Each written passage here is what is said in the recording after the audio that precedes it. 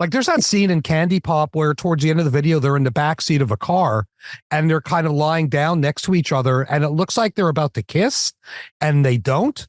And when people found out their brother and sister, I mean, I used to get, and I'm sure you did too, I used to get a ton of questions like, what the is that? And it was genius because that was exactly the reaction that I think Mark wanted, was people going, what the but man, Candy Pop was a revelation to me. I mean, that video when Mark's sitting there sucking on those Candy Pop rings, I was just like, I got to be involved in this. I have to be involved in this. And so I became involved in it. I call it real punk rock, like this is the stuff was changing music to a certain degree, even though you can call it like, like a pop song or whatever. It was just like, yeah, like it hadn't been done before to a certain extent. And like Mark knew how to take advantage of the community around him to, he promised to put back into it.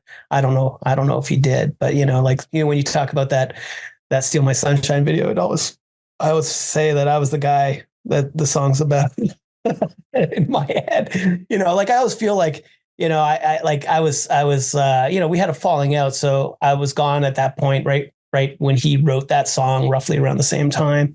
And watching the video of everyone getting on a plane and going to party and all that, it's just kind of always hit me a different way than I'm sure other people see that video, like missing out on the miles and miles of fun. Right. Like there's some lines in that cut me and I'm like, oh man, like, yeah, I get it. Like it for me, it was like, I was young. I stepped away from it and ended up selling millions of records around the world and the whole thing happened. And this is a career that I've been in. And I don't have one artist that I've worked with a Juno Award. Like that's not, I've always worked in this indie world that's been like, credible stuff. Like I could, I have a list of artists that I've worked with that, people who are listening to this maybe don't know or do know, but like, I put out Peach's first record. I think it changed music. It became a genre unto itself. Heard it, saw it. I was like, this is punk rock. This changes perception of like what music is and a different way of doing it. And it's going to inspire so many people that are not heard. Yeah. And give them the opportunity to be like, if she can do it, I can do it. Holy look what she's saying. The pain away. I tell you, like, so that, that's further on down my path of my career. But I kind of put Len and Peaches side by side. It's like when I brought Len around to people outside of Michael McCarty, they were like, this is garbage. What is this? This is not like what this, I don't get it. I can't wrap my head around it.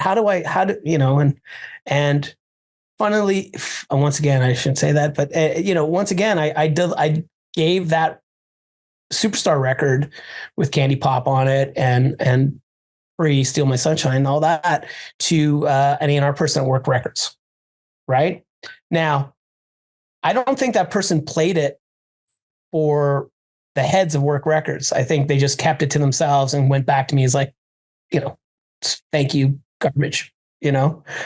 I don't think that person kept their job at Work Records after the fact, but that person does have like some pretty serious jobs along the way. But like that's how I feel. Always like sometimes I've sort of been ahead of the curve or first to market on certain things.